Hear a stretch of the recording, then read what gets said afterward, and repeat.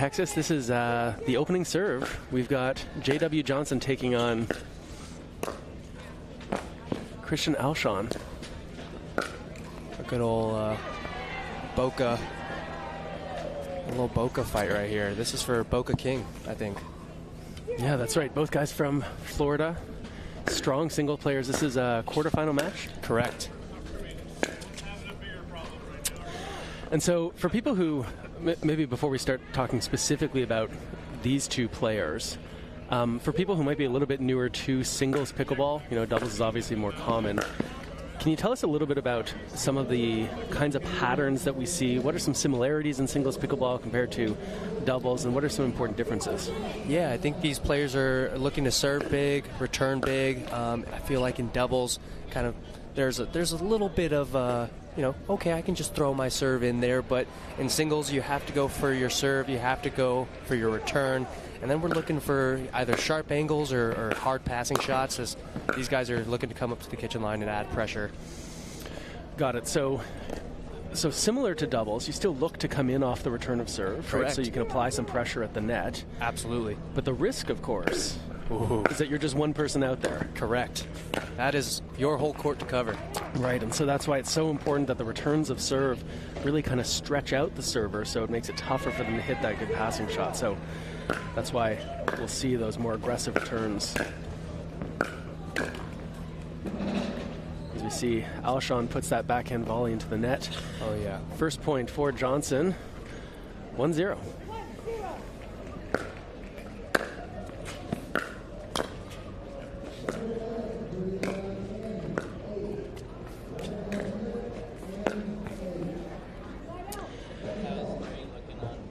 And so then, I guess, you know, we were just talking about the return of serve being so important, stretching out the server. I guess that's why we see the servers go for a little bit more. Absolutely. Because they know that if that return is weak... Ooh. Don't want to make the third shot too easy now. And, I mean, obviously these guys are so good up at the kitchen line, and they do apply a lot of pressure with their volleys. So that return means a lot more than we think, for sure. There's a nice example of a forehand passing shot by Johnson. Gets his second point on the board. It's also important to note we are using the Franklin X40s for this tournament, which is usually a little bit softer of a ball, but I think with how cold it is right now, it probably feels a little bit more like a Dura out there. So that ball's going to play a little bit faster. A little bit faster, a little bit harder for sure. A little bit harder to control, I think. Doesn't look like it with these guys, though. Oh, interesting there. Alshon goes for the ATP on the backhand side. Johnson tries to play the volley into the open court. Unsure, looking at that line afterwards where that ball might have stayed wide. Yeah, definitely questioning the call there, but I think you have to go for it. 1, 2. 1, 2. 1, 2. Oh, so once again, that big third shot drive from Alshon, he came way far to that left side to use his forehand. That was really an all or nothing kind of pass. Yeah, and you see a lot of really good singles players run around their backhands and hit Ferrari forehands like that. And these two guys are specifically known for that. Locked in at 2-2 here in this opening game. Men's quarterfinal singles in the pro division.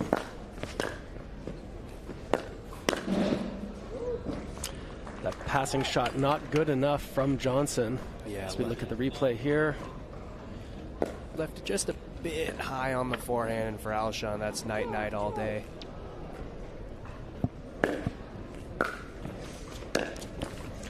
So one of the things that we've really seen kind of evolve both on the men's side of pro pickleball but also the women's side is the use of that two-handed backhand. Yes. Maybe you can tell us a little bit about why might we see that? I mean, these guys are obviously strong enough, they're good enough to play one-handed backhands. As we see that net court there. Oh, yeah. Why would they start to use two hands? I mean, the pickleball paddle is not that heavy. It's not, and it's not that long either, but it definitely adds just a little bit more control for your shots, definitely some more power. I mean, when I first started playing pickleball, everyone said, hey, keep that second hand off that paddle. And here we are 3 years later, And I would say most singles players are using the two-hander for great reasons. I mean, you see it up at the kitchen line with volleys, you see it back at the baseline for ground strokes. There's just a lot of tennis players who are natural with it from tennis who have kind of carried it over to pickleball, and it's working. So look at Alshon now taking over serving responsibilities here at 2-4.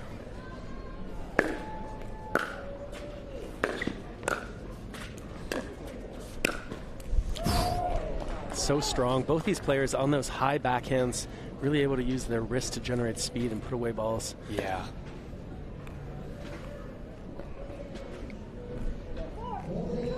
Backhand flicks are lethal. As J.W. Johnson drops that ball into the bottom of the net. If you're just joining us, Mark Renison alongside Caden Niemoff, and we're here at the Brookhaven Country Club in Dallas, Texas. Men's quarterfinal singles. A chilly Friday. Very chilly. That's an example there. JW missing his return long. Trying to be pretty aggressive on it. Yeah. In a way, though, you have to go for that. Obviously, you don't want to miss into the net like JW just did there, but if you're missing a return slightly long, that's usually a pretty good sign as a singles player that you just have to make a minor adjustment. Yeah, not the longest of rallies right now. That ball was rock solid. But these guys are top-notch singles players. 4 and 5 seed coming into this tournament, too.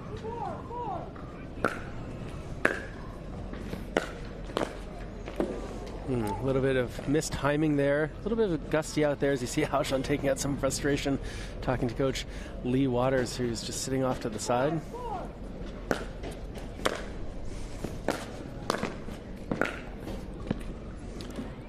That Johnson pass is just a little bit wide. JW frustrated. Yeah, didn't miss by much. It's a game of inches, folks.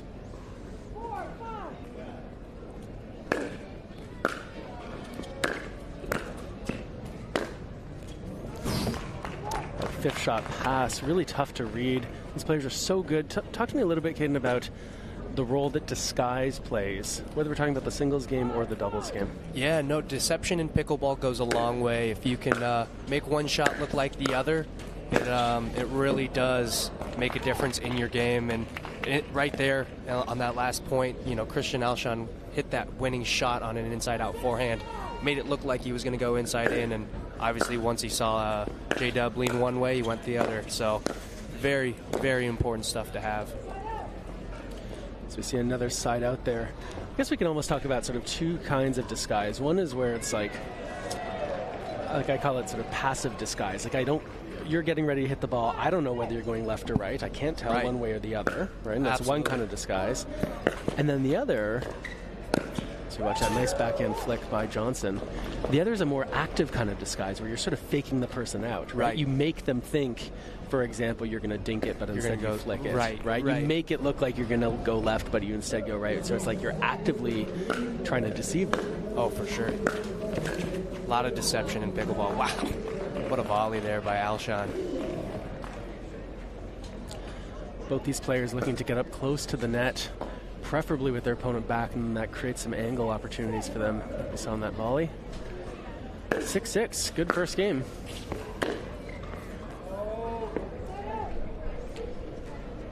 Johnson wisely lets that ball sail long. A little bit gusty out here, so these players, they need to kind of do some calculus out here. How much are you going to go for those lines that you need to be aggressive on? Look at that return.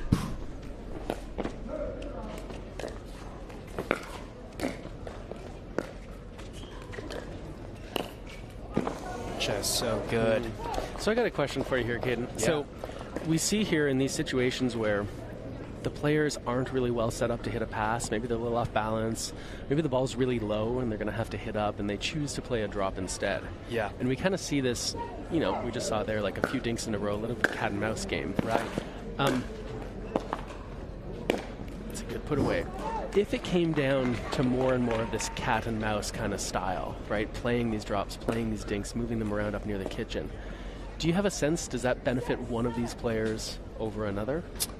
I think it does, personally. I think J-Dub is one of the best in the game when it comes to the cat and mouse, really working on, the angled drops and then kind of moving forward and then being aggressive there. Whereas Alshon is definitely more grip it and rip it. So I think J-Dub would definitely be at the advantage, working those drops and then trying to work his way in. Obviously, look, he's trying to hit a perfect one and then maybe see if he can get Alshon's head down enough to move forward and flick on him. Oh, wow, what a point. So that's a nice example of just what you were talking about. Right. Is Alshon really working hard to reach in, get that ball while it's still high enough that he can accelerate through it. Right. Not getting into that kind of dinking exchange. Right. Wanted to keep him back for sure. Feel free to check out Brianna's Pickleball. Yeah, you and Jordan, two of the smartest guys in pickleball. I love listening and watching you guys. Oh, tell me about it. We love listening to you too, man. Well, as we're back into the action, Alshon is going to be happy with that start right off the timeout. Yeah, it's a good freebie. timeout call. Mm-hmm. Yep, 7-7. It's first game, race to 11. Yeah. A very good offensive timeout for Alshon. Got the side out, comes out of the timeout, gets a free return and a third shot drive winner. That's just too good by J.W. Johnson. Yeah, anytime you've got your opponent reaching, there's a pretty good chance you're at least not going to get hurt with that next shot they hit, right? If they're Right. lucky, they get to neutralize you. But in singles, it's so important to stretch these guys out. Oh, Again, we see that cat and mouse aspect going Yep. the way of Johnson. yeah, the backhand slice drop by JW is unlike any other. Has so much bite, so much kick, and it stays so low. Oh, the ball just catches the outside of the line. Alshon can barely believe it. Yeah, he's an artist, guys. Likes to paint lines. Lines only. 9-8. Johnson getting very close. Alshon having to work hard. Oh. Oh my gosh. I mean, Alshon cannot believe he lost that point. After that lob drops in, Yeah. Johnson being able to hit that perfect passing shot. But yeah, I was screaming and shouting internally. All right, we got a game point here. J.W. Johnson looking to close out this first game. It's been a quick game one, hasn't it? Oh, yeah. Oh, my God. You know what? That ball was so wide. Johnson had the chance to go for the ATP. You saw. From the world's most iconic tennis arenas to the glint of an Olympic gold medal, a new court beckons, a new challenge arises. Jack Sock has conquered tennis. Now, pickleball's next. Mastery, precision, passion, that's what champions are made of. And when it comes to pickleball, there's only one company they turn to. Jack Sock's legacy continues with the #1 brand in pickleball. Selkirk Sport. We are pickleball. You do. All right, game two here. We're playing best 3 out of 5? We were playing 2 out of 3. 2 out of 3. For Thanks, singles. dude. Good thing you're here. Alshon is going to try to solve the puzzle, but if Johnson is going to keep hitting backhands like that, it's going to be tough to do. 0.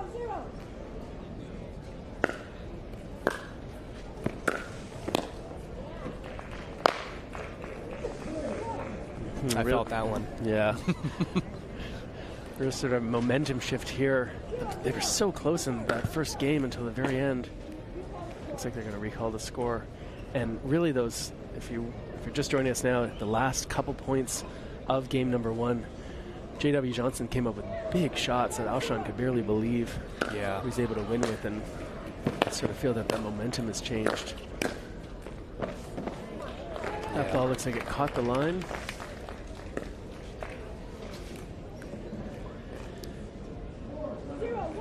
Alshon actually sets up a lot of his points based off of his first volley. And, I mean, J-Dub only needs his first volley to end that point, but... Yeah, I mean, you were talking earlier about the tendency for some of these players to really move to their left in order to hit big forehands, and I guess that's the risk, right? Yeah. Is it opens up a lot of the court. If you don't hit that third shot well, you're asking for trouble. You are. And one thing that you also brought up earlier is the composure of these two players. Very, very different on each side of the court. You have JW, kind of a stone-cold killer, very silent, you know, win or lose, doesn't show a whole lot of emotion. Alshon, the complete opposite. Yeah, and we can see here. I mean, it's tough to even get J-Dub to smile, you know, even when he gets a great shot. Because that ball sails just a little bit wide.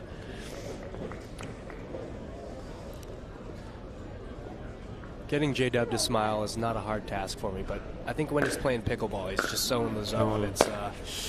It doesn't even try to come out. It's pretty wild to me, but it's he's all business. He's all business out there, kid. For sure. It's actually pretty impressive. I don't know how he does it. I could never do it. That's for sure. That two-handed backhand drop goes just a little bit wide. In these conditions, a little bit gusty down here on the court. That's going to make drops a little bit riskier. Oh yeah. Especially with this wind, I don't think anybody really knows where it's going. It's kind of just swirling around, so it could change at any second as well. Alshon had that forehand pass lined up. The direction was okay, but that higher part of the net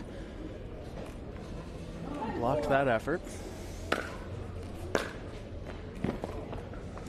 The return goes long.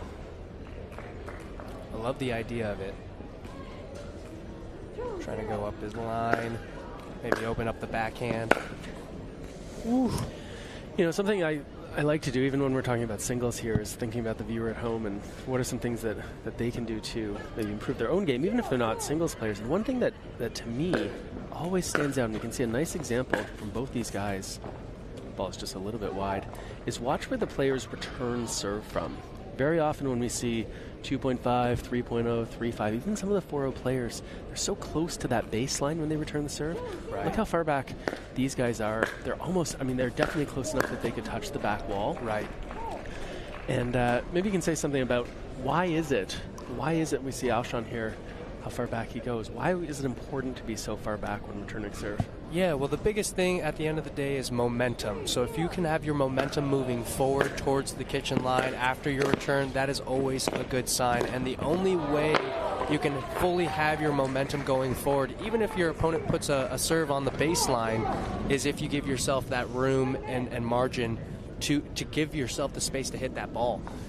So you see us pro players stand so far, reason and tell yourself where you're trying to hit that return instead of just saying, I'm going to put it over the net. But what about the short serve? What do you do if they serve short?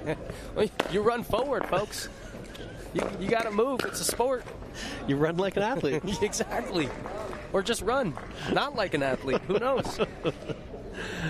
Well, right now we've got two athletes out here on this court, and J.W. Johnson running away with game number 2 here.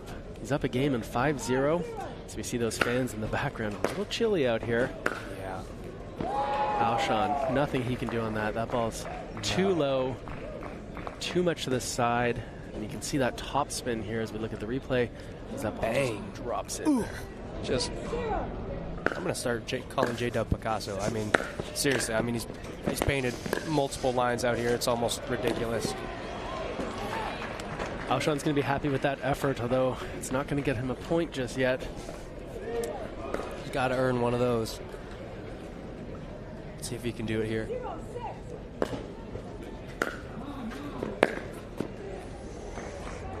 Two-handed backhand swing, not quite enough topspin. Very visibly frustrated with himself. Kind of looking over at Lee like, what the heck do I have to do here, man? Oh my gosh. I've been there, Christian. It's okay. He's a good enough singles player. All it takes is a little run, and he'll be back in this game, I think.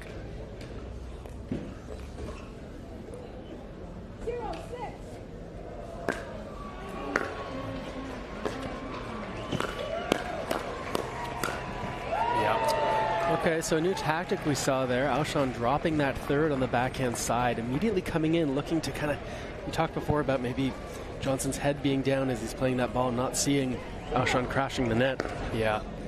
I actually think he made he made the move correctly. He really did. He hit a good ball and kind of saw J-Dub's head fall down, and he did have to hit low to high on one of those balls, but J-Dub just shown why he's one of the best players in the world.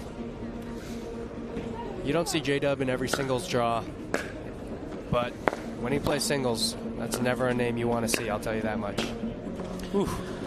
Alshon nicely puts that ball into the backhand corner. Johnson reaching for it.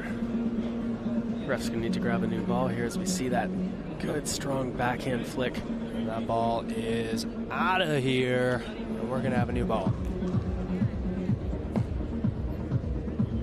All right. Interesting to see here. Sometimes this new ball comes into play if it doesn't feel exactly the same way. You know, especially, there we go. So especially when you're the server, right? And you got that, like, that hard, fast ball. Christian said, I'm taking this new ball and I'm serving it immediately. That's right. Yeah, let's go.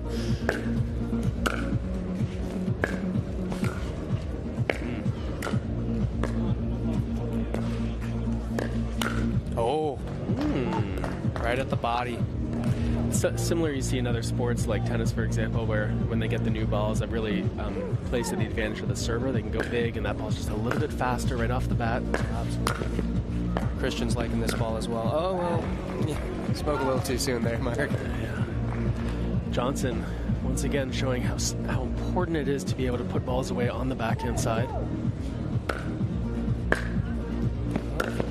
We have some fans here migrating from center court after the match over there. Coming to get some of the action of J-Dub and Christian Alshon.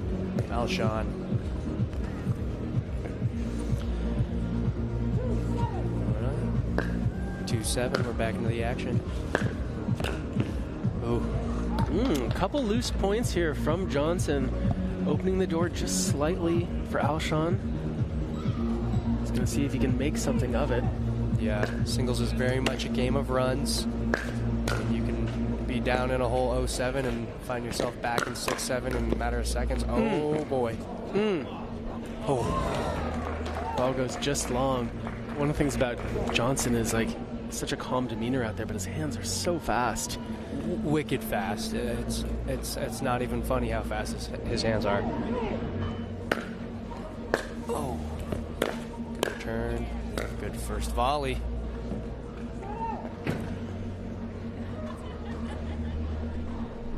Do you feel like Christian has taken some of the momentum here in these last few points once we got that new ball? Definitely feels like it. Well, okay. I mean, yeah, there's going to be a few points that goes JW's way, but I think by speeding things up the way that he has been, he's got a couple breaks with Johnson making a couple uncharacteristic mistakes. So that ball's going to just wide. Just missed, not by much.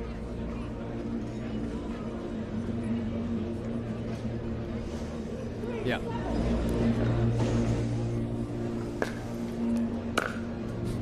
Closer in person for some reason. That ball just invite her to come join you. That would be a dream come true. I don't know too many situations like that, but if that's the case. All right, we're back to the action here. J.W. Johnson, Kristen Alshon, as Alshon's return goes long. That's a freebie for Johnson. He's up 8-3. Bit of a stranglehold on the second game. Just the offensive timeout you want.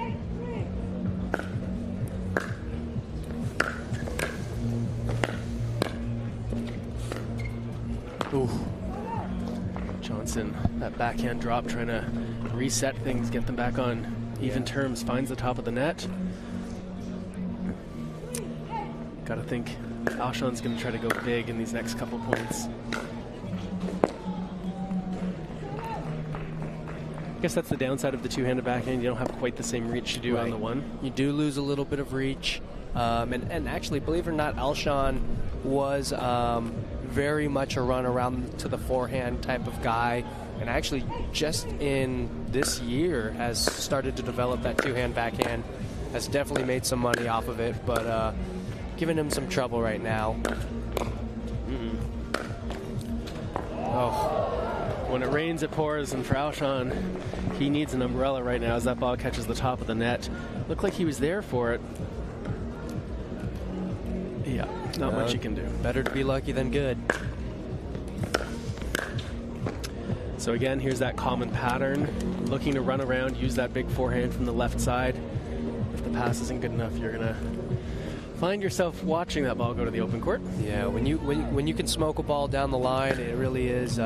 It's a great shot in singles. Obviously, in that case there, J-Dub leaves it just a bit high, and I'm telling you right now, most pro players, if you do leave it high onto the forehand side, it's usually game over.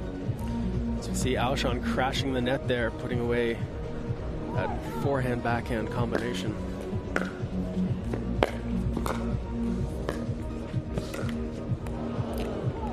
Okay. Again, a couple loose points here. Johnson would love to wrap things up.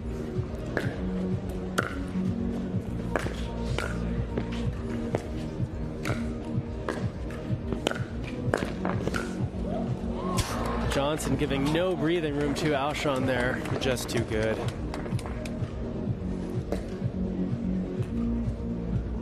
Alshon did a good job to make him play one more ball, but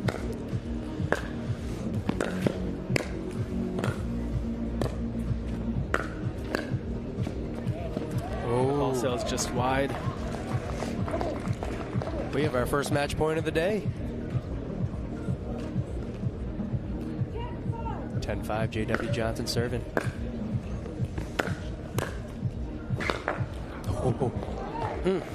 Alshon stretching out Johnson on that far side. Yeah. J-Dub actually got some good paddle on it. Just put it in the tape.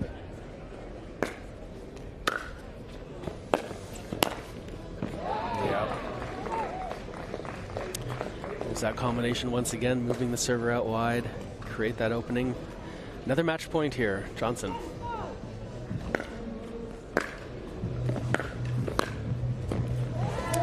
That backhand volley sails just wide. That's going to be game and match.